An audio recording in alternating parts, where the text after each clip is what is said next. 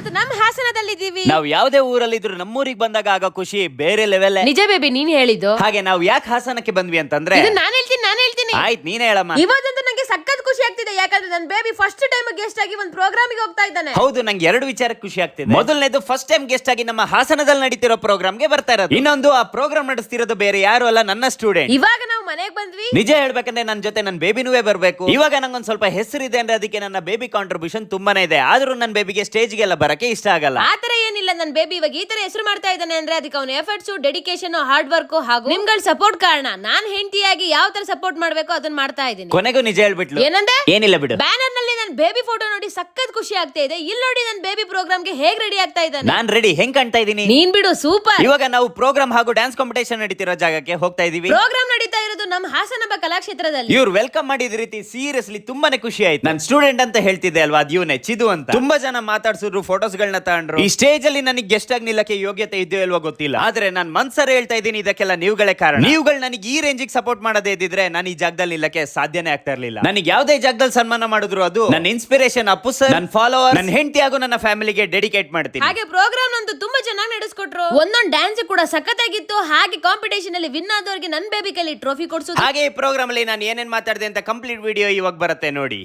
ತುಂಬಾನೇ ಖುಷಿ ಆಗುತ್ತೆ. ಅಂದ್ರೆ ಈ ಪ್ರೋಗ್ರಾಮ್ಗೆ ಗೆಸ್ಟ್ ಆಗಿ ಬರೋದಿಲ್ಲ, ಎರಡು ವಿಚಾರಕ್ಕೆ. ಒಂದು, ಫಸ್ಟ್ ಟೈಮ್ ನಾನು ಗೆಸ್ಟ್ ಆಗಿ, ಅದು ನಮ್ಮ ಹಾಸನದಲ್ಲಿ ಈ ಸ್ಟೇಜ್ ಅಂತ ನಮ್ಗೆ ತವರ್ಮನೆ ಇದ್ದಂಗೆ ಕಲಾಭವನಕ್ಕೆ ಫಸ್ಟ್ ಟೈಮ್ ನಾನು ಗೆಸ್ಟ್ ಆಗಿ ಬರೋದಕ್ಕೆ ತುಂಬಾ ಖುಷಿ ಪಡ್ತೀನಿ. ಇನ್ನೊಂದು, ನಮ್ಮ ಇದು ನನ್ನ ಸ್ಟೂಡೆಂಟ್ ಪ್ರೋಗ್ರಾಮ್ಗೆ ಗೆಸ್ಟ್ ಆಗಿ ಬರೋದಕ್ಕೆ ಸಿಕ್ಕಾಪಟ್ಟೆ ಖುಷಿ ಪಡ್ತೀನಿ. ಚಿದಾನಂದ, ನಾನು ಚಿನ್ನು ಅಂತ ಕರೆಯೋದು. ಹತ್ರ ನೀವೊಂದು 4-5-6 ವರ್ಷದಿಂದ ನೋಡ್ತಿರ್ಬೋದು, ಆದ್ರೆ ಹತ್ರ ನನಗೆ ಈಗ ತುಂಬಾ ಚೆನ್ನಾಗಿ ನೆನಪಿದೆ. 11 ವರ್ಷದಿಂದ ನಾನು ನೋಡ್ಕೊಂಡು ಬಂದಿದ್ದೀನಿ. 11 ವರ್ಷ ಹಿಂದೆ ನಾನು ಗಂಧರ್ವಾಸ್ ಅನ್ನೋ ಒಂದು ಡ್ಯಾನ್ಸ್ ಸ್ಟುಡಿಯೋದಲ್ಲಿ ಡ್ಯಾನ್ಸ್ ಟೀಚರ್ ಆಗಿ ವರ್ಕ್ ಮಾಡ್ತಿದ್ದೆ. ಅಲ್ಲಿ ಇವನು ಸ್ಟೂಡೆಂಟ್ ಆಗಿ ಬರ್ತಾನೆ. ಫಸ್ಟ್ ನಾನೇ ಅವನಿಗೆ ಡ್ಯಾನ್ಸ್ ಟೀಚರ್ ಆಗಿ ಹೇಳ್ಕೊಡ್ತೀನಿ. ಒಂದು 2 ತಿಂಗಳು ನಾನು ಅವನಿಗೆ ಡ್ಯಾನ್ಸ್ ಹೇಳ್ಕೊಟ್ಟಿರ್ಬೋದು. ಅದಾದ್ಮೇಲೆ ಏನೊಂದು ಕಾರಣದಿಂದ ನಾನು ಡ್ಯಾನ್ಸ್ ಸ್ಟುಡಿಯೋದಿಂದ ರಜೆ ಬರ್ತೀನಿ. ನಾನು KR ಪುರಮಲ್ಲಿ ರೈಸಿಂಗ್ ಸ್ಟಾರ್ಸ್ ಅನ್ನೋ ಒಂದು ಡ್ಯಾನ್ಸ್ ಸ್ಟುಡಿಯೋದಲ್ಲಿ ಕೊರಿಯೋಗ್ರಾಫರ್ ಆಗ್ತಿದ್ದಾನೆ, ನಾವೇ ಓಪನ್ ಮಾಡ್ತೀವಿ. ಅಲ್ಲಿ ಇವನು ಬರ್ತಾನೆ. ಯಾಕೋ ಬಂದೆ ಅಂತ ಕೇಳಿದ್ರೆ, ಇಲ್ಲ ಅಣ್ಣ ನೀವು ಎಲ್ಲಿರ್ತೀರಾ, ನಾನು ಅಲ್ಲಿ ಇರ್ತೀನಿ ಅಂತಾನೆ. ಆಯ್ತು ಬಾರಪ್ಪ ಅಂತ ಅನ್ಕೊಂಡು ಹತ್ರ ನಮ್ಮ ಜೊತೆ 1 ವರ್ಷ ಟ್ರಾವೆಲ್ ಮಾಡ್ತಾನೆ. ಅದಾದ್ಮೇಲೆ ಮತ್ತೆ ನಾನು ಕಾರಣಾಂತರದಿಂದ ನಾನು ಆಚೆ ಬಂದು MG ರೋಡಲ್ಲಿ ಗರುಡ ಡ್ಯಾನ್ಸ್ ಸ್ಟುಡಿಯೋ ಅಂತ ನಾನು ಇಂಡಿವಿಜುವಲ್ ಆಗಿ ಡ್ಯಾನ್ಸ್ ಸ್ಟುಡಿಯೋ ಓಪನ್ ಮಾಡ್ತೀನಿ. ಅಲ್ಲಿಗೂ ಬರ್ತಾನೆ. ಆಕ್ಚುಲಿ ನಾನು ಬರ್ಬೇಡ ಅಂತ ಹೇಳಿದ್ದೆ, ಅಲ್ಲಿಗೂ ಬರ್ತಾನೆ. ಯಾಕೋ ಬಂದೆ ಅಂತ ಕೇಳಿದ್ರೆ, ಇಲ್ಲ ಅಣ್ಣ ನೀವು ಎಲ್ಲಿರ್ತೀರಾ, ನಾನು ಅಲ್ಲಿ ಇರ್ತೀನಿ ಅಣ್ಣ. ಆಯ್ತು ನಡಿಯಪ್ಪ ಅಂತ ಅಲ್ಲಿ ನಮ್ಮ ಜೊತೆ 2 ವರ್ಷ ಟ್ರಾವೆಲ್ ಮಾಡ್ತಾನೆ. ಅದಾದ್ಮೇಲೆ ಇವನು ಎಲ್ಲೆಲ್ಲಿ ಬಂದಿದ್ದಾನೆ, ಪ್ರತಿಯೊಂದು ಕಡೆ ಅಡ್ಮಿಷನ್ ಆಗಿ ಫೀಸ್ ಕೊಟ್ಟು ಬರ್ತಿದ್ದ, ಅವನು ಫ್ರೀ ಆಗಿ ಬಂದಿಲ್ಲ. ಅದು ಚಿದು. ಸೊ ಇನ್ನೊಂದೇನು ಅಂತಂದ್ರೆ, 2 ವರ್ಷ ಆದ್ಮೇಲೆ ಬರ್ತಾನೆ. ಹತ್ರ ಬಂದು, ಅಣ್ಣ ನಾನು ನಿಮ್ ತರ ಕೊರಿಯೋಗ್ರಾಫರ್ ಆಗ್ತೀನಿ ಅಣ್ಣ ಅಂತ ಹೇಳ್ತೀನಿ.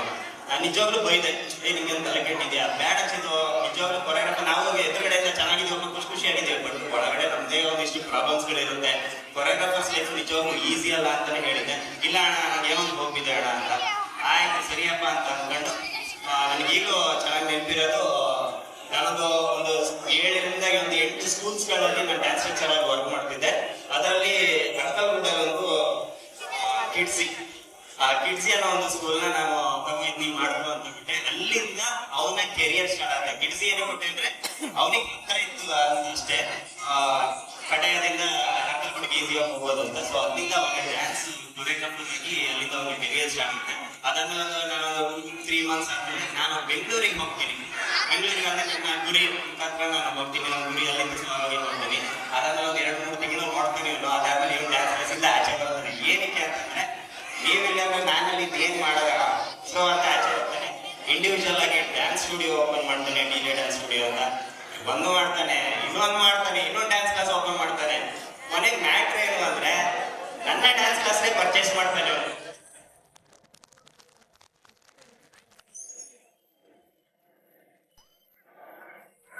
ಅಲ್ಲ, ನನ್ನ ಡ್ಯಾನ್ಸ್ ಕ್ಲಾಸ್ ಪರ್ಚೇಸ್ ಮಾಡ್ತಾ ಇದ್ದಾನೆ ಖುಷಿ ಪಡ್ತಿದ್ದೀರಲ್ಲ. ಸೊ ಅದೇ ನಾನು ಬೆಂಗಳೂರಲ್ಲಿ ಇದ್ದ ಕಾರಣ ನಾನು ಬರೋದು ಹೋಗೋದು ಮಾಡಕ್ ಆಗ್ತಾ ಇರಲಿಲ್ಲ. ಹಾಗಾಗಿ ನೀವು ನಮ್ಮ ಹೇಳಿದ ತಕ್ಷಣ, ಅಣ್ಣ ನಮ್ಗೆ ಅಣ್ಣ ಕಳ್ಸೋದ್ರಿಂದ ಇಮಿಡಿಯೇಟ್ ಆಗಿ ಅಂತ ಆಗ್ತದೆ. ಸೊ ತುಂಬಾನೇ ಖುಷಿ ಆಗ್ತೈತೆ ಇದು. ಏಕೆಂದ್ರೆ 7 ವರ್ಷ, it's not A joke, serious ಆಗಿ ಹೇಳ್ತಾ ಇರೋದು.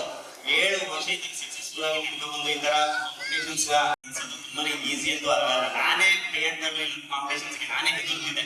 ಬಟ್ ನಿಮ್ಗೆ ಈ ತರ ಸಕ್ಸಸ್ಫುಲ್ ಆಗಿ ಮಾಡ್ತಿರೋದು ಸೀರಿಯಸ್ಲಿ ತುಂಬಾನೇ ಖುಷಿ ಆಗುತ್ತೆ.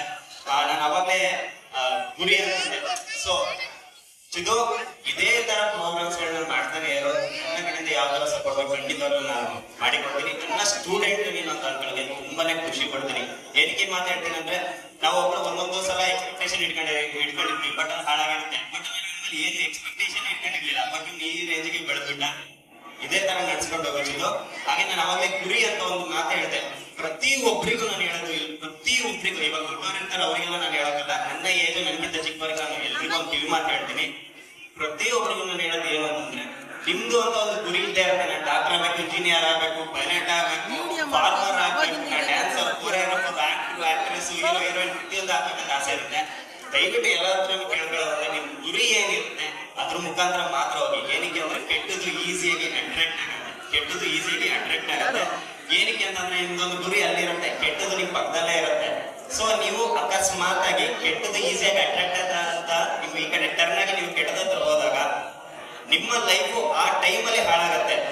ಅದಾದ ಮೇಲೆ ನಿಮ್ಗೆ ಒಂದಿನ ಬುದ್ಧಿ ಬಂದು ಓಕೆ ಅದನ್ನೆಲ್ಲ ಬಿಡೋಣ, ಅದೆಲ್ಲ ಬೇಡ ಅಂತ ಅಂದಾಗ ನಿಮ್ಮ ಲೈಫ್ ಆ ಟೈಮಲ್ಲಿ ಸರಿ ಮಾಡ್ಕೋಬಹುದು. ಆದ್ರೆ ನೀವು ಯಾವತ್ತು ಈ ಕಡೆ ಟರ್ನ್ ಆದ್ರಿ ಅವತ್ತು ಅಲ್ಲಿ ಗುರಿ ಏನಿರುತ್ತಲ್ಲ ಮಣ್ಣಲ್ಲಿ ಮಣ್ಣಾಕಿ ಮುಚ್ಚಾಕಾಗಿರುತ್ತೆ. ಸೊ ಮತ್ತೆ ನೀವು ಆ ಗುರಿನ ತಲುಪಕ್ಕೆ ಸಾಧ್ಯನೇ ಆಗಿಲ್ಲ. ದಯವಿಟ್ಟು ಎಲ್ಲ ಹತ್ರನೂ ಕೇಳ್ಕೊಳ್ಳೋದ್ರೆ ಕೆಟ್ಟದಿಂದ ಹೋಗಕ್ ಹೋಗ್ಬೇಡಿ. ನಿಮ್ಮ ಗುರಿ ಏನಿದೆ ಅದ್ರ ಮುಂದೆ ಹೋಗಿ. ಏನಕ್ಕೆ ಮಾತಾಡ್ತಾ ಇದೀನಿ ಅಂದ್ರೆ, ಇದೇ ಕಲಾಭವನ ಸ್ಟೇಜ್ ಅಲ್ಲಿ ಇಲ್ಲೇ ಎಲ್ಲ ಕೂತ್ಕೊಂಡು ನಾನು ಇಲ್ಲಿ ಡ್ಯಾನ್ಸ್ ಕಾಂಪಿಟೇಷನ್ ಪ್ರೋಗ್ರಾಮ್ಸ್ ಗಳನ್ನ ನೋಡ್ತಿದ್ದೀನಿ ಹುಡುಗ ನಾನು. ಅದಾದ್ಮೇಲೆ ಲಾಸ್ಟ್ ಲೈನ್ ಅಲ್ಲಿ ನನ್ನ ನಿಲ್ಸೋರು ಡ್ಯಾನ್ಸ್ಗೆ ಅಲ್ಲಿ ಕುಣಿತಿದ್ದೆ. ಅದಾದ್ಮೇಲೆ ಇಲ್ಲಿ ಬಂದು ಕುಣಿವೆ, ಫ್ರಂಟ್ ಲೈನ್ ಅಲ್ಲಿ ಕುಣಿವೆ, ಅದಾದ್ಮೇಲೆ ಇಲ್ಲಿ ಸೆಂಟ್ರಿಗೆ ಬಂದು ಕುಣಿವೆ. ಇವಾಗ ಇದೇ ಸ್ಟೇಜ್ಗೆ ನಾನು ಗೆಸ್ಟ್ ಆಗಿ ಬಂದಿದ್ದೀನಿ. ಸೊ ಏನಕ್ಕೆ ಈ ಮಾತಾಡ್ತಿದ್ದೀನಿ ಅಂದ್ರೆ, ಎಲ್ರು ಕ್ರಾಫ್ಟ್ ಅನ್ನೋದು ಏನಿರುತ್ತೆ ಹೋಗ್ತೋಗ್ತಾ ಹಿಂಗ ಹೋಗ್ಬಾರ್ದು, ಹೋಗ್ತೋಗ್ತಾ ಹೈ ಲೆವೆಲ್ ಅಲ್ಲಿ ಹೋಗ್ಲಿ ಅಂತ ನಾನು ಇಷ್ಟಪಡ್ತೀನಿ. ನಂಗೂ ಒಂದು ಗುರಿ ಇದೆ. ಸೊ ಅದು ಈಗಲೂ ಟ್ರೈ ಮಾಡ್ತಾನೆ ಇದ್ದೀನಿ. ನಾನು ಇನ್ನೂ ಟೂರ್ನಮೆಂಟಲ್ಲೇ ಇದ್ದೀನಿ, ನಿಮ್ಗೆ ಸಪೋರ್ಟ್ ಇಂದ ನಾನು ಇಲ್ಲಿದ್ದೀನಿ. ನಂದೊಂದು ಗುರಿ ಇದೆ. ಸೊ ಪ್ರತಿಯೊಬ್ಬರಿಗೂ ಒಂದು ಗುರಿ ಇರುತ್ತೆ. ನೀವು ಹೋಗೋ ದಾರಿ ಏನಿರುತ್ತಲ್ಲ, ಕಲ್ಲು ಮುಳ್ಳು ಹಂಸು ಕನಸು ಕೆಟ್ಟದಾಗಿರುತ್ತೆ. ದಾರಿ ತುಂಬಾ ಕಷ್ಟ ಇರುತ್ತೆ. ದಾರಿನ ಚೇಂಜ್ ಮಾಡಿ, ಗುರಿನ ಯಾವತ್ತೂ ಚೇಂಜ್ ಮಾಡಕ್ಕೆ ಹೋಗ್ಬೇಡಿ. ಇನ್ನ ನನ್ ಬಗ್ಗೆ ಹೇಳೋದಾದ್ರೆ, ಆಲ್ರೆಡಿ ಅನ್ಕೊಂಡ್ರು ಯಾರು ಈ ರೇಂಜಿಗೆ ತಲೆ ತಿಂತಾವ, ಎರಡು ನಿಮಿಷ ಇನ್ನೇನು ಈ ರೇಂಜಿಗೆ ತಲೆ ತಿಂತಾವ ಅಂತ ಅನ್ಕೋಬಹುದು. ಏನು ಅಂತಂದ್ರೆ, ನಾನೊಬ್ಬ actor, dancer, choreographer, content creator, YouTuber ಹಾಗೂ ಸೋಷಿಯಲ್ ಮೀಡಿಯಾ ಇನ್ಫ್ಲುಯೆನ್ಸರ್ ನಾನು. ನನಗೆ ಇನ್ಸ್ಟಾಗ್ರಾಮ್ ಅಲ್ಲಿ 3,40,000 ಜನ ಫಾಲೋವರ್ಸ್ ಇದ್ದಾರೆ. ಫೇಸ್ಬುಕ್ ಅಲ್ಲಿ 3,15,000 ಜನ ಫಾಲೋವರ್ಸ್ ಇದ್ದಾರೆ. ಯೂಟ್ಯೂಬ್ ಅಲ್ಲಿ 1.1 ಮಿಲಿಯನ್ ಸಬ್ಸ್ಕ್ರೈಬರ್ಸ್ ಇದ್ದಾರೆ. ಅದಾದ್ಮೇಲೆ ಮೋಜಲ್ಲಿ 4.8 ಮಿಲಿಯನ್ ಫಾಲೋವರ್ಸ್ ಗಳಿದ್ದಾರೆ. ಅದಾದ್ಮೇಲೆ ಜೋಶಲ್ಲಿ 5.3 ಮಿಲಿಯನ್ ಫಾಲೋವರ್ಸ್ ಗಳಿದ್ದಾರೆ. ಸೊ ಹಾಗೆ ನಾನು ಆಕ್ಟರ್ಗೂ ಕೂಡ ವರ್ಕ್ ಮಾಡ್ತಿದ್ದೀನಿ. ಮೂವಿ ಹೆಸರು ಬಂದು ಶಬಾಷ್ ಬಡ್ಡಿ ಮಗನೇ ಅಂತ ಫಿಲಂ ಹೆಸರು. ಇದೇ ವರ್ಷದಲ್ಲಿ ನಮ್ಮ ಮೂವಿ ರಿಲೀಸ್ ಆಗ್ತಿದೆ. ಮೇನ್ ಹೀರೋ ಬಂದು ಪ್ರಮೋದ್ ಶೆಟ್ರು. ಇವಾಗ ರೀಸೆಂಟ್ ಆಗಿ ರಿಲೀಸ್ ಆಗಿದೆ ಲಾಫಿಂಗ್ ಬುದ್ಧ ಅಂತ, ಹಾಗೂ ಕಾಂತಾರದಲ್ಲ ಆಕ್ಟ್ ಮಾಡಿದಾರಲ್ಲ ಅವರು ಮೇನ್ ಹೀರೋ. ಸೆಕೆಂಡ್ ಹೀರೋ ನಾನೇ. ಸೆಕೆಂಡ್ ಹೀರೋ ಅಂದ ತಕ್ಷಣ ಸೆಕೆಂಡ್ ಅಲ್ಲಿ ಬಂದೋಗಲ್ಲ, ತುಂಬಾ ಹೋಗ್ತಿರ್ತೀನಿ. ನನ್ಗೆ ಆದಂತ ಒಂದು ಸಪರೇಟ್ ಸಾಂಗ್ ಇದೆ, ಡ್ಯಾನ್ಸ್ ಇದೆ, ಹಾಗೆ ಸಪರೇಟ್ ಆಗಿ ಹೀರೋಯಿನ್ ಕೂಡ ಇದ್ದಾರೆ.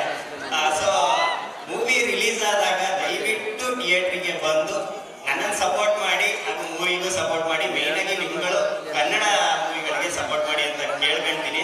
ಹಾಗೆ ನಾನು ಯಾವುದೇ ಸ್ಟೇಜಿಗೆ ಹತ್ತಿದ್ರು ಈ 4 ವ್ಯಕ್ತಿಗಳ ಹೆಸರು ಹೇಳಿದ್ರೆ ನಾನು ಯಾರು ಕೇಳಲಿಲ್ಲ. ಯಾಕಂದ್ರೆ ನಾನು ಈ ಜಾಗದಲ್ಲಿ ನಿಂತಿದ್ದೀನಿ ಅಂದ್ರೆ ಈ 4 ವ್ಯಕ್ತಿಗಳು ತುಂಬಾನೇ ಇಂಪಾರ್ಟೆಂಟ್ ಆಗ್ತದೆ. ಪ್ರತಿಯೊಬ್ಬರು ಲೈಫಲ್ಲೂ ಒಬ್ಬರಲ್ಲ ಒಬ್ರು ಇಂಪಾರ್ಟೆಂಟ್ ಲೈಫ್, ಅವರಿಂದನೇ ಈ ಲೈಫ್ ಬಂದಿರುತ್ತೆ. ಸೊ ನಾನು ಈ ಜಾಗಕ್ಕೆ ನಿಂತಿದ್ದೆ ಅಂದ್ರೆ ಈ 4 ವ್ಯಕ್ತಿಗಳಂದ್ರೆ 4 ಪಿಲ್ಲರ್ಸ್ಗಳು. ಮೊದಲನೇ ಪಿಲ್ಲರ್ ಬಂದು Appu sir, Karnataka Ratna doctor Puneeth Rajkumar sir. ಆ ಹೆಸರಿಗೆ ಒಂದು ಗೊತ್ತಿದೆ. ಸೊ ಏನು ಅಂತಂದ್ರೆ, ನಾನು ಯಾವುದೇ ಡ್ಯಾನ್ಸ್ ಕ್ಲಾಸಿಗೆ ಹೋಗಿ ಡ್ಯಾನ್ಸ್ ಕಲಿತಿಲ್ಲ. ಮನೇಲೇ ಇದ್ದು ಅವರ ವಿಡಿಯೋಸ್ಗಳನ್ನ ನೋಡ್ಬಿಟ್ಟು ನಾನು ಡ್ಯಾನ್ಸ್ ಕಲಿತಿದ್ದು. ನನ್ನ ಕೆರಿಯರ್ ಸ್ಟಾರ್ಟ್ ಆಗಿದೆ ಡ್ಯಾನ್ಸ್ ಇಂದ. ಸೊ ನನ್ನ ಮೊದಲನೇ ಪಿಲ್ಲರ್ ಬಂದು ಅಪ್ಪು ಸರ್. ಎರಡನೇ ಪಿಲ್ಲರ್ ಬಂದು ನನ್ನ ಫಾಲೋವರ್ಸ್. ಯಾಕೆಂದ್ರೆ ಅವರುಗಳು ನನ್ನ ವಿಡಿಯೋಸ್ಗಳಿಗೆ ಲೈಕ್ಸು, ಕಮೆಂಟ್ಸ್, ಶೇರ್ ಮಾಡಿ, ಫಾಲೋ ಮಾಡಿ, ಸಬ್ಸ್ಕ್ರೈಬ್ ಮಾಡಿ, ಸಪೋರ್ಟ್ ಮಾಡಿ ಅಂತಿದ್ರೆ ನಾನು ಈ ಜಾಗದಲ್ಲಿ ಇಲ್ಲಕ್ಕೆ ಸಾಧ್ಯನೇ ಆಗ್ತಿರ್ಲಿಲ್ಲ. ನನ್ನ ಎರಡನೇ ಪಿಲ್ಲರ್ ಬಂದು ನನ್ನ ಫಾಲೋವರ್ಸ್. ಇನ್ನ ಮೂರನೇ ಪಿಲ್ಲರ್ ಬಂದು ನನ್ನ ಹೆಂಡತಿ. ನಾನು ಬೇಬಿ ಬೇಬಿ ಅಂತ ಕರೀತೀನಿ.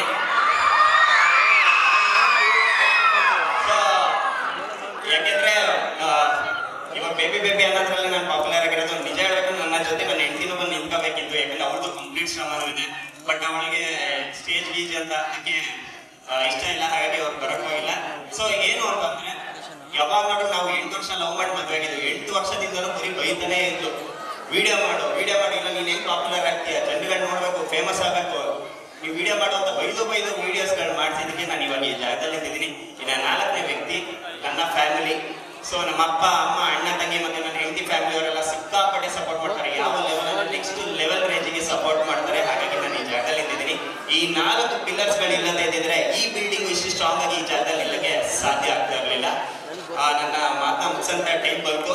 ಕೊನೆಯದಾಗ ಒಂದು ಚಿಕ್ಕದಾಗ ಒಂದು ಮಾತು ಹೇಳ್ಬಿಡ್ತೀನಿ. ಇಲ್ಲಿ ಇಷ್ಟೊಂದು ಜನ ಇದ್ದೀರಾ, ಓಕೆನಾ? ಇಷ್ಟೊಂದು ಜನ ಇದ್ದೀರಾ, ಅದರಲ್ಲಿ ಒಂದಿಷ್ಟು ಜನರಿಗೆ ನಾನು ಯಾರಂತ ಗೊತ್ತಿರ್ಬೋದು, ಹಾಗೆ ಒಂದಿಷ್ಟು ಜನರಿಗೆ ನಾನು ಯಾರಂತಾನೆ ಗೊತ್ತಿರಲ್ಲ. ನನ್ನ ಹೆಸರು ಸಾಮ್ರಾಟ್ ಶೆಟ್ಟಿ. ಇನ್ನೊಂದ್ಸಲ ಹೇಳ್ತಾ ಇದ್ದೀನಿ, ನನ್ನ ಹೆಸರು ಸಾಮ್ರಾಟ್ ಶೆಟ್ಟಿ. ನನ್ನ ಹೆಸರು ನೆನಪಲ್ಲಿ ಇಟ್ಕೊಂಡಿರಿ, ಒಂದಲ್ಲ ಒಂದಿನ ನಿಮ್ ಕಿವಿಗೆ ನನ್ನ ಹೆಸರು ಬಂದು ಬೀಳತ್ತೆ. Thank you so much. ಹಾಗೆ ಆಕ್ಚುಲಿ ಡ್ಯಾನ್ಸ್ ಕಾಂಪಿಟೇಷನ್ಗೆ ಬಂದು ಅದ್ರ ಬಗ್ಗೆ ಮಾತಾಡಿಲ್ಲ. ನನಗೆ ಸ್ಟೇಟ್ ಲೆವೆಲ್ ಡ್ಯಾನ್ಸ್ ಕಾಂಪಿಟೇಷನ್ ಬರ್ತಿದೆ. ಸಕ್ಕತ್ತಾಗಿ ಡ್ಯಾನ್ಸ್ಗಳನ್ನ ಮಾಡ್ತಾ ಇದ್ದೀರಾ. ಸೀರಿಯಸ್ಲಿ ತುಂಬಾನೇ ಖುಷಿ ಆಗುತ್ತೆ. ಮೇನ್ ಆಗಿ ಆಲ್ ದಿ ಬೆಸ್ಟ್ ಹೇಳ್ಬೇಕಾಗಿರೋದು ಜಡ್ಜಸ್ಗೆ. ಏನಕ್ಕೆ ಅಂದ್ರೆ ಹೆವಿ ಟಫ್ ಇದೆ. So judges all the best. So ಹಾಗೆ ಎಲ್ಲ ಪಾರ್ಟಿಸಿಪೆಂಟ್ಸ್ಗಳಿಗೂ ಆಲ್ ದಿ ಬೆಸ್ಟ್. ಯಾರ್ಯಾರು ವಿನ್ ಆಗ್ತೀರಾ ಅವರೆಲ್ಲರಿಗೂ ಕಂಗ್ರ್ಯಾಚುಲೇಷನ್ಸ್. ಹಾಗೆ ಯಾರ್ಯಾರು ವಿನ್ ಆಗಲ್ಲ, ಸೋಲ್ತೀರಾ, ಅವ್ರಗಳಿಗೂ ಕಂಗ್ರ್ಯಾಚುಲೇಷನ್ಸ್. ಏನಕ್ಕೆ ಮಾತಾಡ್ತಾ ಇದ್ದೀನಿ ಅಂದ್ರೆ, ಈ ತರ ಸೋತ್ಕೊಂಡೆ ನಾವು ಈ ಜಾಗಕ್ಕೆ ಬಂದವರು. ಸೊ ತಲೆ ಕೆಡ್ಸ್ಕೊಳಕ್ ಹೋಗ್ಬೇಡಿ. ಇದೊಂದೇ ಅಲ್ಲ, ನಿಮ್ ಪಾಡಿಗೆ ನೀವು ಟ್ರೈನ್ ಮಾಡ್ತಾನೆ ಇರಿ. ನೀವು ಇವತ್ತು ಸೋಲ್ಬೋದು, ನಾಳೆ ಸೋಲ್ಬೋದು, ನಾಡಿದ್ದು ಸೋಲ್ಬೋದು, ಆಚರಣೆ ಸೋಲ್ಬೋದು, ಆದ್ರೆ ಒಂದು ದಿನ ಗೆದ್ದೇ ಗೆಲ್ತೀರಾ. ನಾನು ಪ್ರತಿಯೊಬ್ಬರಿಗೂ ಹೇಳ್ತೀನಿ, ನೀವು ಕರೆಕ್ಟ್ ಆಗಿದ್ದು ನೀವು ಮಾಡೋ ಕೆಲಸ